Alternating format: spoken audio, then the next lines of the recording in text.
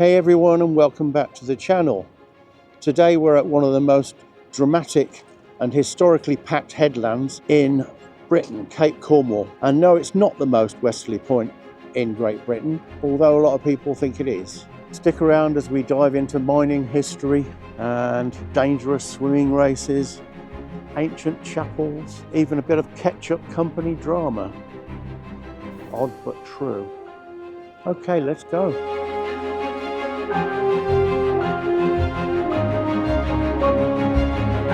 Alright, so this is a funny fact. For centuries, everyone genuinely believed that Cape Cornwall was the most westerly point of mainland Britain. Everyone. Official maps said it, sailors believed it, people built monuments to it. It wasn't until the first Ordnance Survey came along in the early 19th century that someone said, actually, have you seen Land's End? It sticks out a bit further. It's actually just 400 yards longer. So they had a rethink and said, oops, wrong cape. But here's the thing, being the wrong cape didn't ruin Cape Cornwall. In fact, it made it more interesting. There's only two capes in the entire UK. This one and Cape Wrath up in Scotland. Most headlands are just headlands, but capes, that's a special geological thing where two bodies of water literally meet. In this case, the Atlantic current and the Celtic Sea say hello to each other right here. And that beautiful chimney that we're seeing, it's not an ancient ruin. That's actually from 1864. It's a mining chimney from when this place was booming. Steep ascent or gentle approach? Ooh, what should we do? Let's do the steep one. You're only young once.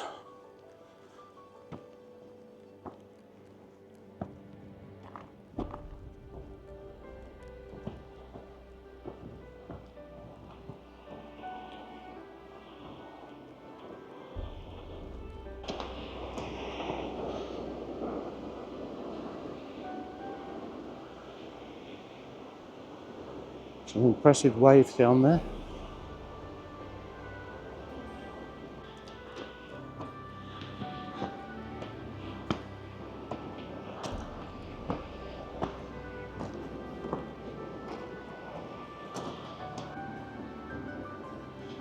They weren't kidding.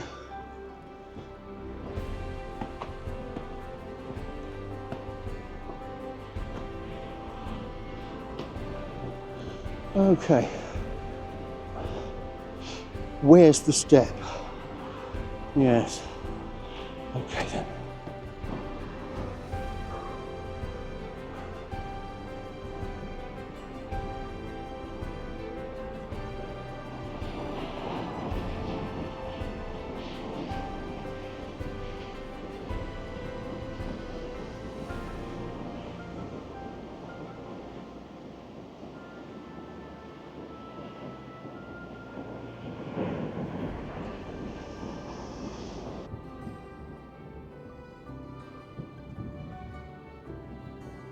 The engine house, that's the building that they used to power the Whim engine, which was basically their machine for hauling ore up to the surface, was built at the bottom of the hill.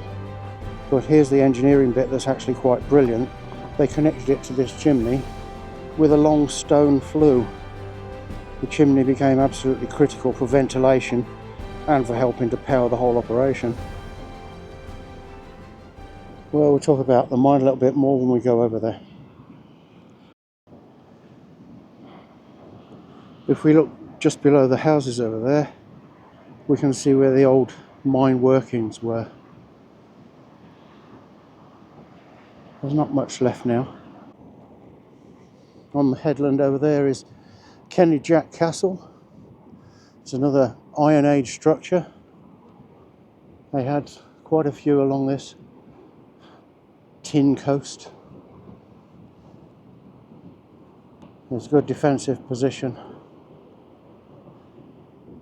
I don't think many people would have got off a boat and climbed up those rocks. When the mine closed, there was actually a debate about whether to demolish this chimney. Some people wanted to tear it down, but more level-headed people prevailed because the chimney had become this beautiful, iconic symbol of the community. It represented all those miners and their families who depended on this place. So they kept it. In fact, they kept it because it became a navigational aid for ships. Having a tall, distinctive structure on the cliff top meant ships using it could figure out where they were in the treacherous waters around here. Even after the mine closed, the chimney was still working, just in a completely different way. Oh, and one more thing, the Heinz Company. Yes, the ketchup people became involved. For years, many people had said the chimney looked like a sauce bottle. In 1987, to celebrate their 100 years of selling soups and beans, Heinz bought this entire headland and gave it to the National Trust as a gift to the nation.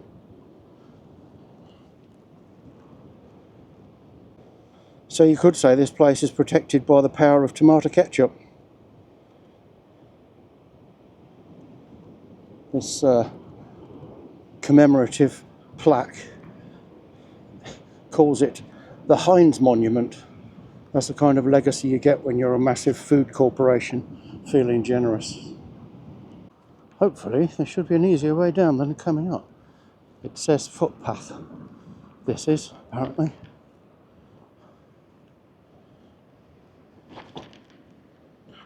What do you expect? Concrete slabs? It's all very good. Well, I want to get down there to St. Helen's Oratory, but it looks largely inaccessible from here. I don't know if I can get through or not. Maybe over that side. Let's have a look.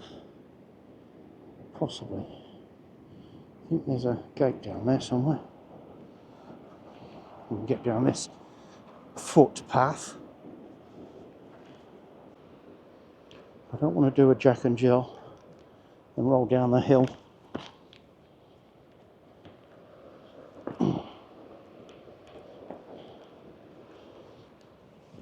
Oh. Leaden Beach, if you can call it that. That's a lonely little house on the cliff top, isn't it? And they get the best and the worst of the weather. Right, let's have a wander.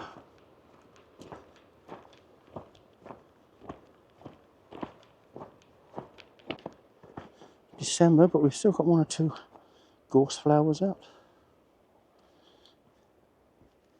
Nobody told them it was December. And the sun's shining.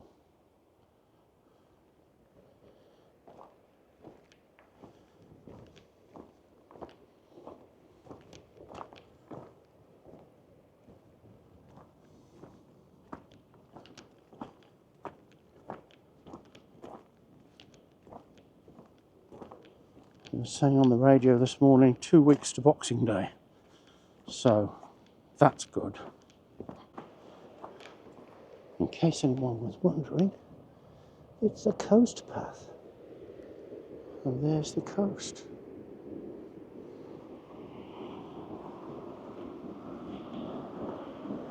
Okay. Fantastic waves.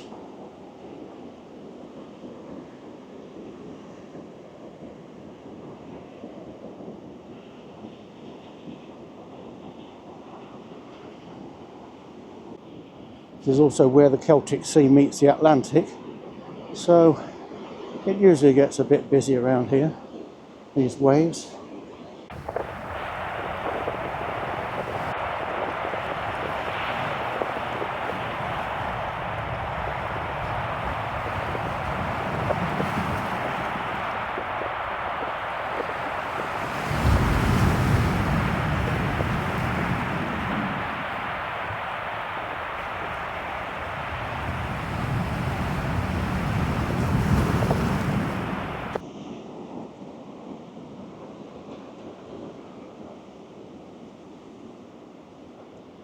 Right, ooh, that's an interesting step arrangement. So, find our way down here then.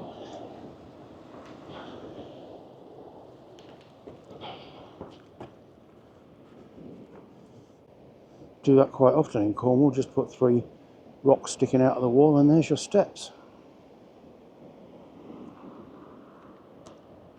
Right, let's go and have a look at St. Helen's Oratory. Okay. Donald Arthur Payne and Margaret Ann Wheeler. Well, it's a nice place to have your stone, if you can get a view like that.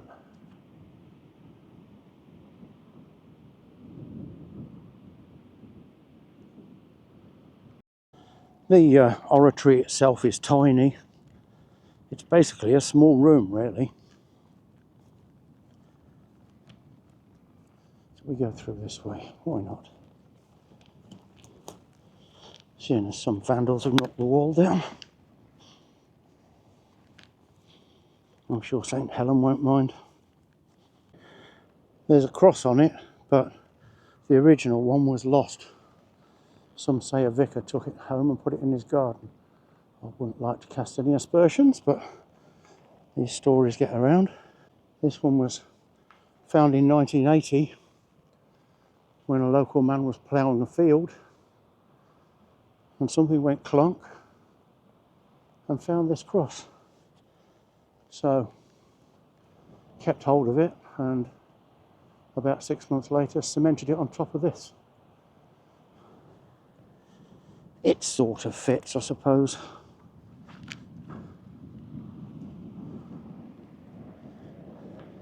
The original was here in the 6th century. So it's had 1500 years of history. In archaeology terms, it makes it a bit of a celebrity. Okay, so before there was a mine, way before anyone was thinking about tin and copper, there was something more spiritual happening here. This little structure we're looking at, St. Helen's Oratory, it dates back to medieval times. This chapel is the remains of what replaced a 6th century church. Helen's a bit of a mystery. Some say she was a Greek who sailed to the Holy Land and found herself. Others say she is Welsh, and others say she arrived from Ireland, the usual commuter route for saints, and that she brought a group of monks with her to build the church. Whatever the story, this place has been a place of prayer on this headland since the 500s AD. For around 1500 years, people have been coming to this spot to pray, to contemplate, to connect with their God. And honestly, standing here, you can see why they chose this place. Hopefully, it had a roof on it at one point, or you could be praying while the wind was trying to remove your eyebrows. The setting is absolutely stunning. You've got this rugged coastline, the ocean thundering below. Normally there'd be sheep grazing in the field. It's a place that feels genuinely peaceful despite all the active mining operation for over 100 years. Certainly something special about it if you like isolation. People used to keep holy wells here, 2 water sources that became sacred. And there's actually a font from this place that's now in St. Just Church nearby. So this isn't just a random ruin. This place shaped the spiritual landscape of the entire region.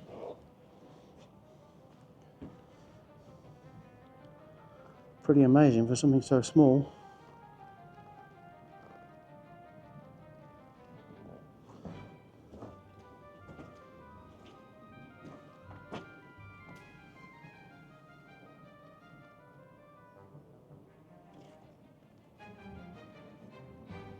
Okay, let's move them out.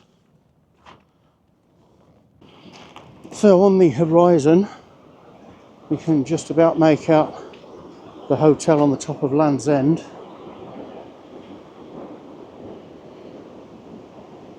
And there's about a mile out to sea.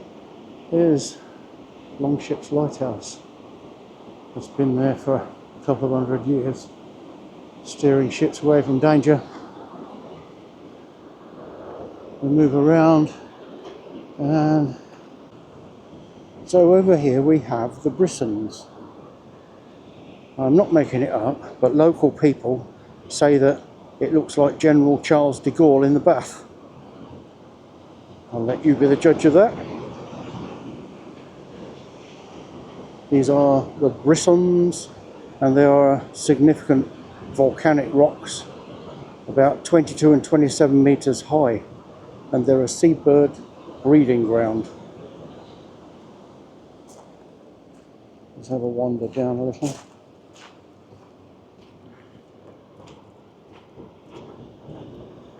In 2016, conservationists found storm petrels nesting here. These beautiful little seabirds that are supposedly incredibly rare in this part of Cornwall. The rocks are also home to shags, razorbills, guillemots. They're like tower blocks for the birds in the middle of the sea. Just perched there, looking dramatic. These rocks are also famous for something completely crazy called the Cape Games. Every summer, experienced swimmers gather for an annual swimming race from the Brissons all the way back to Priest's Cove in the open ocean.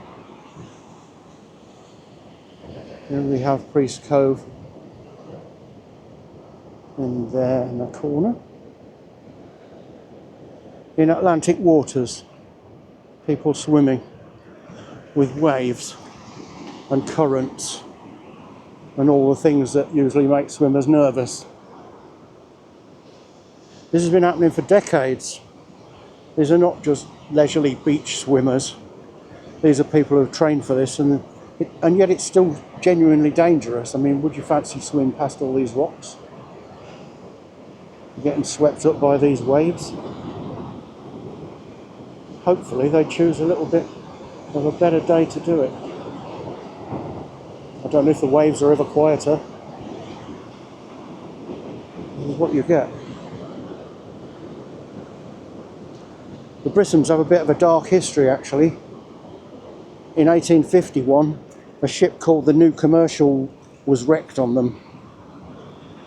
Most of the crew died during the dangerous local rescue attempt. It was so traumatic that the RNLI decided to station a lifeboat in nearby Sennan Cove. And there's still one there today, over 170 years later. So the Cape Games swimmers, they swim past a place that holds some serious maritime history.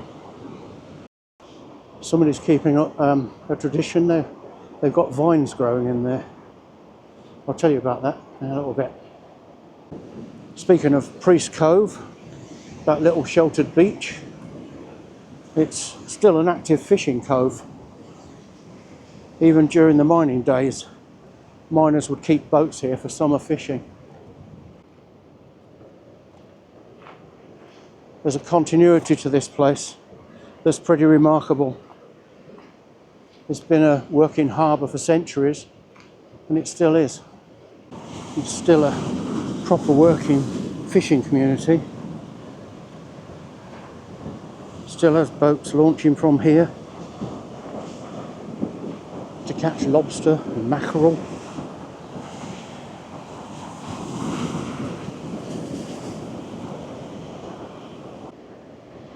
Silver sails. Lovely with some Yorkshire pudding.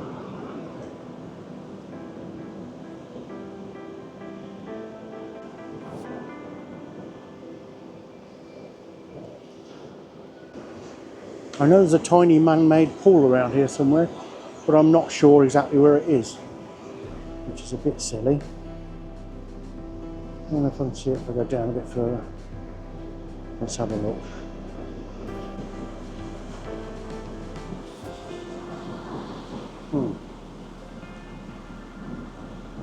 I don't know.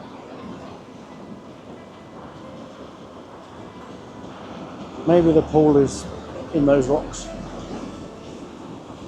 somewhere in front of that angry sea. It could be around this way. I said I wasn't coming around this way, but here I am. I'm just nosy. Want to have a look round the corner.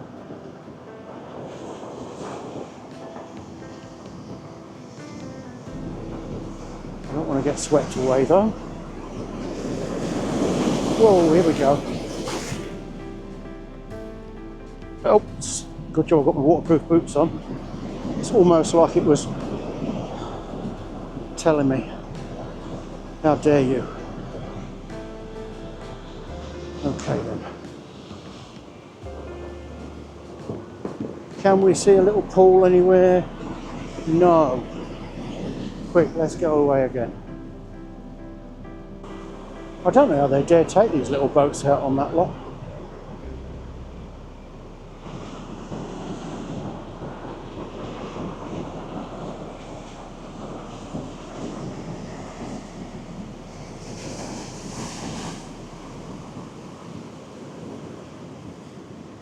Very dramatic.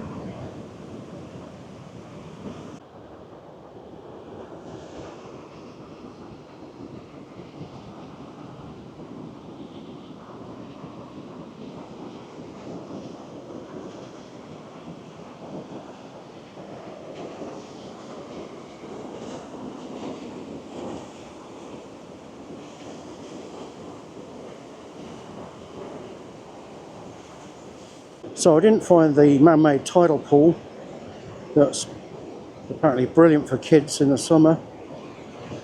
At the back of the beach you can see fenced off tunnels that lead deep underground. Some of these submarine mines stretched out 1.5 miles under the sea, going down 700 yards. Imagine working down there under the Atlantic Ocean with nothing but Victorian engineering between you and a very wet end.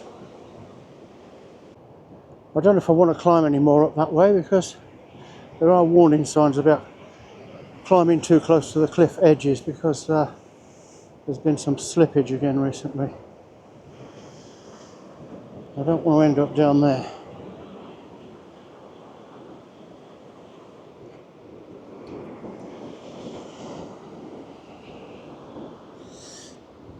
There's a local tale.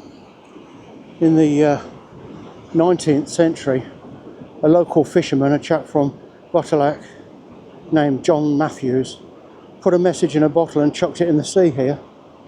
Standard behaviour.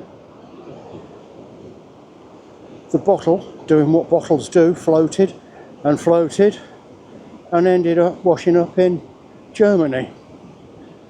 A German fisherman found it, and with the help of a translator, replied to John's address in Cornwall. They became pen pals for years, exchanging letters via the postal service this time about their lives, their fishing, their families.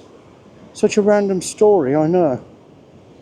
This Cornish fisherman and his German counterpart building a friendship started by a random bottle launched from this very coastline. Brilliant. It's like 19th century social networking, but with significantly more drift time. This headland might look peaceful now, but back in the 1800s it was an industrial hotspot. The Cape Cornwall Mine opened in 1838 during what locals called the Cornish mining boom. Basically when everyone became involved with tin mining. Tin mining had been happening in Cornwall for literally thousands of years, but in the 19th century it really took off. The mine was built along these cliff tops. There's not much to see now up there. It was pretty small compared to some others, but at its peak it employed most people from the area. Cornwall produced 2 million tonnes of tin in the 19th century, and at its peak About a quarter of all Cornish people worked in the mines. This area along the Tin Coast produced two-thirds of the world's copper supply. They were extracting tin and copper from beneath the sea. Can you imagine how tough that was? It took some clever engineering because, you know, the Atlantic Ocean kept getting in the way. The mining industry here was absolutely brutal. Underground it was hot, dusty and dangerous. Blasts, rockfalls, drowning, machine accidents. Living to 30 or 40 was considered sheer luck. And it wasn't just the men down there, women and children too. Women worked as bell maidens, bell meaning mine in Cornish, crushing ore into smaller fragments above ground. When new regulations in the 1870s limited the use of cheap female and child labour, it helped towards the sharp decline of this industry, along with a drop in the price of tin around the world. Up to 500,000 people left Cornwall during the mining collapse. Many went on to the California gold rush, others to South Africa and Australia. Historians reckon nearly 6 million people worldwide today are descended from migrant Cornish mine workers. That's extraordinary when you think about it. There's a Cornish mining diaspora scattered across the globe. If you're thinking about filming or photographing here and you want some wildlife content, here's what you might actually see. This is a spectacular spot for bottlenose dolphins and common dolphins. They're spotted regularly off West Cornwall, and Cape Cornwall is one of the known hotspots. You might not see them every day, but when they're around, they come pretty close to the shore. Then there are the incredible seabirds, fulmars, shearwaters, gannets, all vying for their place in the feeding grounds. If you're here in the right season, you might catch sight of puffins out on the rocks. The southwest coast path runs right through here, so on any given day you'll see wildlife photographers and bird watchers with binoculars trained on the ocean waiting for something dramatic to happen. And here's the thing about the ocean here, it's genuinely dramatic. The Atlantic current and the Celtic Sea meeting means you get interesting water patterns. Sometimes the water can be rough even when other beaches are calm, and the whole feeling is that it's very untamed. If you're taking footage, it's always incredible because there's constantly something happening. Waves, light, colour changes in the water, weather rolling in. It's alive. Okay, so this is one of those weird historical details that doesn't quite make sense, but it's absolutely true.